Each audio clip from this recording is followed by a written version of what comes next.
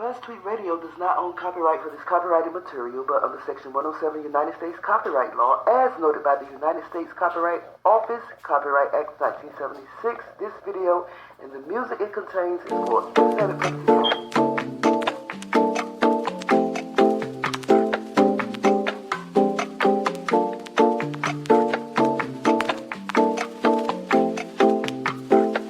피냐 콜라다 아코세페 너의 피부색처럼 drip해 지금 내 핸드폰에 비친. So I got the chance to talk to Dennis Byron, the journalist who is covering the Cardi B defamation case against Tasha K. He opened up his panel today, and I got a chance to hop on and ask some questions. Check it out. Hold on, guys. All right, I know people have been sitting there, but I got to bring this queen up here. BeeSparrow. BeeSparrow. I was keeping my eye on that sparrow sitting over there waiting for me to come on in. What's up, BeeSparrow? Hello, Mr. Dennis. How are you? What's going on? What's going on? I have a bit of a confession to make. What's your confession? I'm not really a Tasha K fan, but I watched a couple of her shows. And one of the shows I watched, she talked about you and how you were stalking her and her family. And please correct me if I'm wrong. But then when you was on the lead attorney, I heard you say that during that time you was actually serving her papers for Cardi B. Can you talk about that? I actually didn't say that. Oh, okay. My mistake. I would say to go to the lead attorney. That's not what I said. Okay, my mistake. No. But with that being said, can you file a defamation claim against against Tasha K for saying that you were stalking her and her family? Absolutely. Absolutely. Will you pursue that? I can't tell you what if I even intend on pursuing it at this point. I would just say that the vindication for me is that it was not true. Right. It was not true. She also said that I was out in our old neighborhood asking questions about a kid. Now, you got to remember when that was said, that was during the whole R. Kelly coverage and everything. So it had a sinister element to it. And the fact that she said that, it was unfortunate. It was, it was painful that she would say something like that, fully aware that never happened.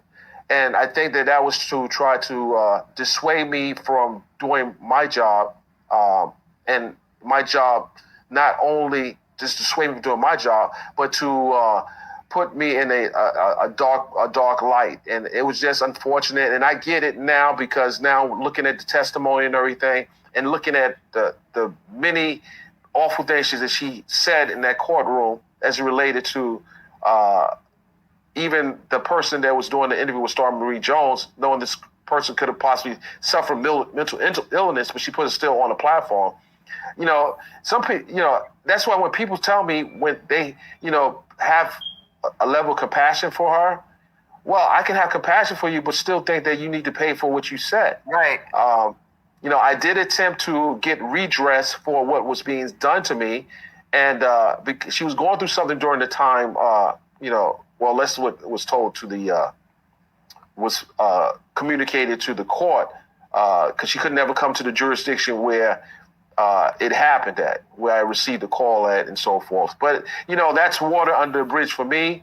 Have I taken everything off the table? Again, I don't have to do anything. I don't have to do anything to Tasha K. It's no need for me to do anything to her. This is, I understand this is how she works. This is part of her business. This is part of SOP, her standard operating procedures. This is how she does conduct businesses. She's also had other people through, and you can search this. Other people try to go after me, and I get it. When you're a bully, you're gonna elicit the help of other bullies. Yeah. And but again, like I said, I can get to most people if I really need to. I have resources that I don't even have to talk about. But the fact of the matter is, you made an attempt, you fired the first shot, and and guess what? You come with you shoot with a 38, and I come with a cannon. Yeah, it's very unfortunate with all the subscribers that she have over there. I can't imagine. She could have done some wonderful things with her channel instead of going down the road that she went down. I mean, that's why I was attracted to her, because I thought that at the time, I thought that she was very powerful, and I thought that she could, change some avenues for Black women that's trying to follow in her footsteps. But I guess that I was wrong. Well, I think if she wanted to change some avenues for Black women, she probably should have hired a Black attorney. Yeah. Yeah. How about that? Yeah. How about that? I'm not playing race and all that, but I'm just saying that, I try to do business, with everybody, but if you promote, empowerment, and you want to, you could have had a mix, you could have a Black attorney and a white attorney. Right. I mean, where did you? You could have had a powerful team. Her platform is supported by Black women. Right. And they're qualified Black attorneys in Atlanta. In Atlanta. I didn't see one Black attorney come in there for you. Like, where they do that at? Where do they do that at? Come on, you have attorneys that are so qualified. I can name drop some Black attorneys, Ashley Dawkins, but I know Ashley, that's my attorney. You ain't using my attorney for anything. But, but they're Black women that have went to law school to help Black people. But you didn't hire a Black attorney. But that's not the biggest problem. You have the right to hire anybody you want. But I'm just saying that when you tell a Black woman on your platform you pro-Black and you don't have a Black attorney, you get what you pay for. You get what your hand calls for. So let me ask you this right quick about her attorney, Olga, who spent a minute in the closing arguments. She spent 1.1 minutes. 1.1 minute in the closing. In the closing of the penalty phase, not the closing of the actual suit, because the suit, they each had an hour and 15 minutes. But in the penalty phase, where you have an opportunity to recover from that loss, it fell flat. 1 minute, 1 second. Do you think that was because of the write-up that she did on her lawyer on that website, the lawyer website? She wrote a bad review on her lawyer? It could be that. It could be that she didn't want to produce her financials to argue why there should be a reduction in penalties. And I'll say this: do not fall for what she says outside the courtroom. Yes, sir. Look at what she said inside the courtroom. Look at the outcome, the results. Because all the people that wasn't able to come and fly in town to watch this trial and everything, right. You had to rely on the reporters telling you what was going on, gavel to gavel.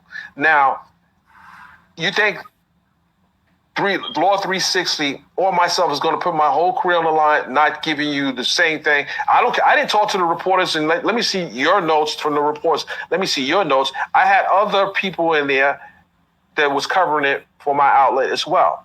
And we compare our notes and make sure the notes align with the testimony, and then we report it. So to say the media was responsible would say that you're attacking us in our profession, also saying that the jury disobeyed the orders of the judge by looking at media. So the logic didn't make any sense. So if you know how to play chess, if you understand the game of chess, you don't move pawns when they don't need to be moved. You don't move your queen. Right. You keep your king protected. Her king didn't even keep her protected. Wow. And he's Nigerian. That shocked me. Well, I thank you, sir, for allowing me on your panel. I'm a new subscriber, and I'm really glad that she lied about you, because she had me thinking some kind of way about you, and I'm glad that I got to clear that up with you. Listen.